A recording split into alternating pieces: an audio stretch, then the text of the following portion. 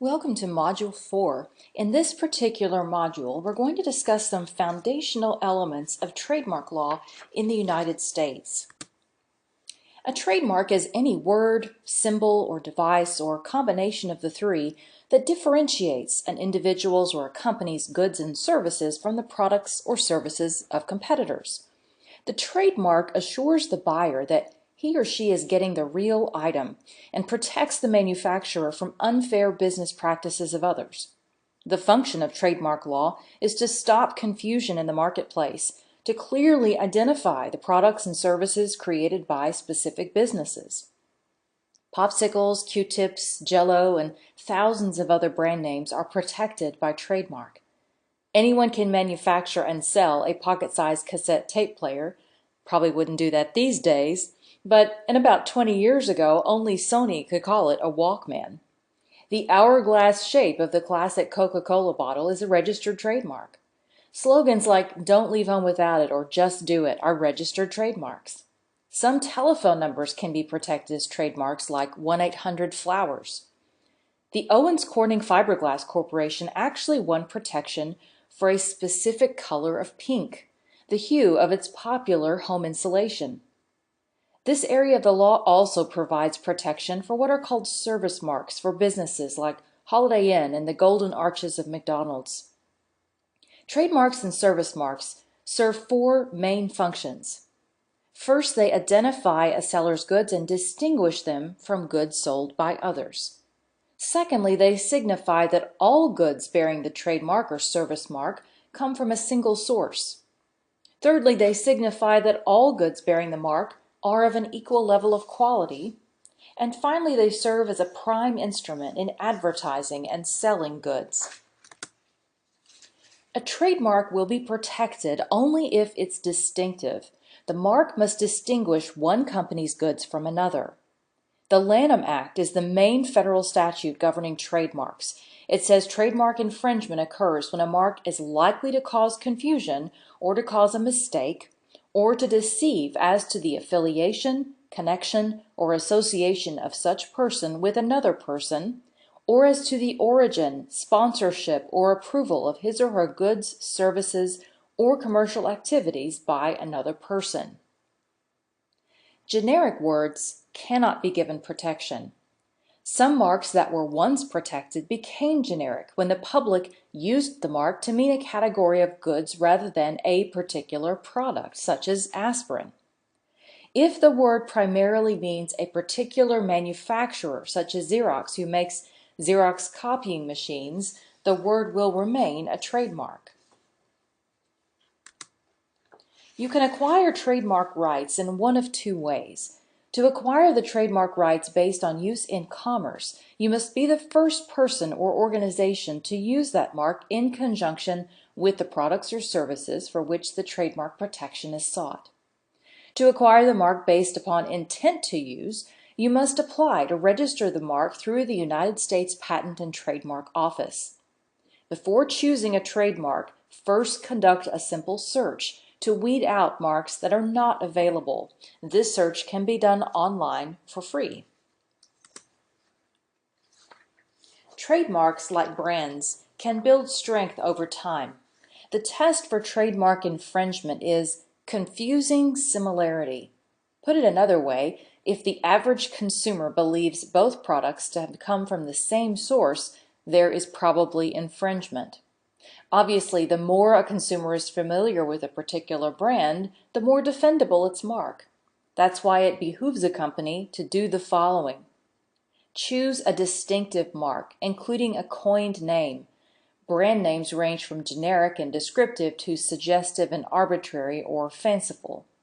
Obviously, it takes longer to build meaning for coined names, but they're also more distinctive and easiest to protect legally. Kodak, Xerox, and Exxon fall into that category. Suggestive marks are the next most protectable. Examples include Coppertone and Duracell. Even common words can be used as trademarks as long as they're not used descriptively. These common words or phrases are also suggestive marks.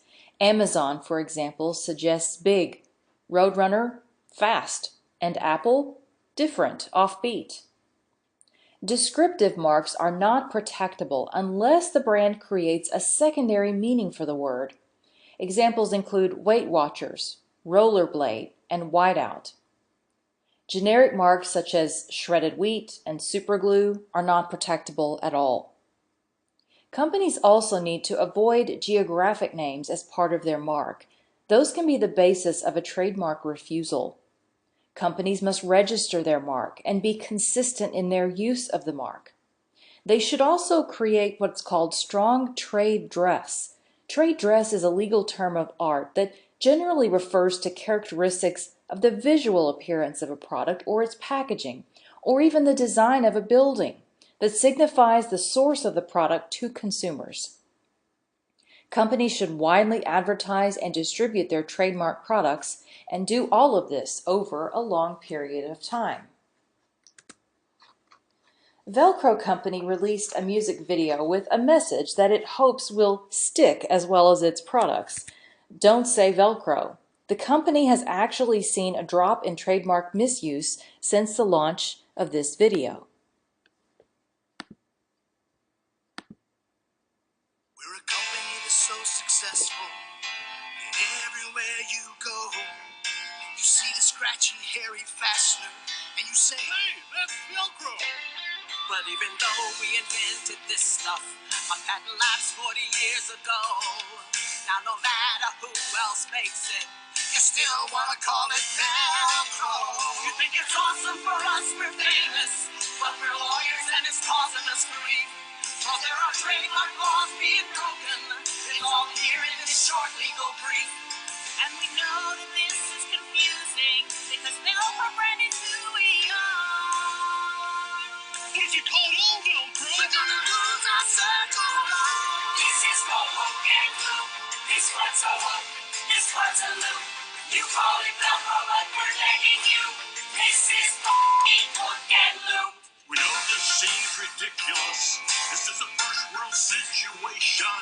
And we made $500 million last year. I went to take for my last vacation. And we're asking you not to say the name. We took 60 plus years to build. But if you keep calling these Velcro shoes, our trademark will get killed. Yeah. We aren't just doing this for us. We're doing it for all the successful brands that got so popular, people started using the brand names the wrong way. So please, remember. If you need something to clean up your socks, do it with bleach and not with If you have blood from a poo-poo you make, this is a package and not a If you're exercising with someone you're dating, it's in like skating and not I know that bleach stuff is more fun to say, but if you keep doing it, our trademarks go away. This is all hook and loop. This one's a hook. This one's a loop. You call it Velcro, but we're begging you. This is f***ing hook and loop.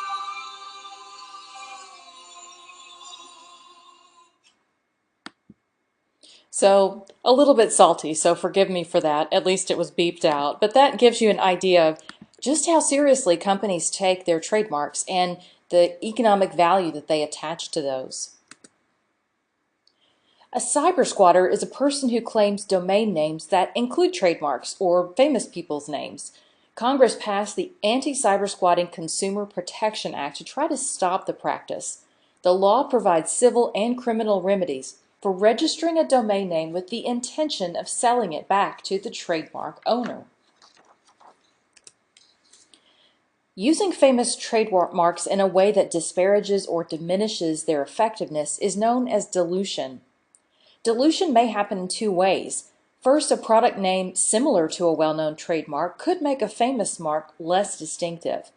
What the law calls blurring whittles away a trademark's selling power. Second, a poorly made product using a name similar to a famous trademark could cause consumers to think less of a well-known mark. This is tarnishment, linking a substandard or unsavory product with the famous mark. For example, an adult novelty store in Kentucky called itself Victor's Secret. Well, who do you guess was upset about that? Victoria's Secret asked the owners to change the name of that store. They changed it to Victor's Little Secret. Well, Victoria's Secret sued, but could not show any evidence of damage or dilution of their trademark, so they lost. Congress later revised the anti-dilution law to make the company only show a likelihood of dilution and not actual dilution of a trademark. The last thing I want to show you today is just a humorous video for fun from the film Coming to America. Look, me and the McDonald's people got this little misunderstanding. See, they're McDonald's. I'm McDowell's. Huh? They got the golden arches. Mine is golden arcs. See, they got the Big Mac. I got the Big Mick. We both got 2 all-beef patties, special sauce, lettuce, cheese, pickles, and onions. But they use a sesame seed bun. My buns have no seeds. Here, I got it. Hope you enjoyed that. Just kind of a humorous take on what would probably, in most situations, very likely be a successful trademark infringement case. So there we have it. Those are some basics of U.S. trademark law. In the next module, we will go into more detail in terms of trademark law in the U.S. and around the world.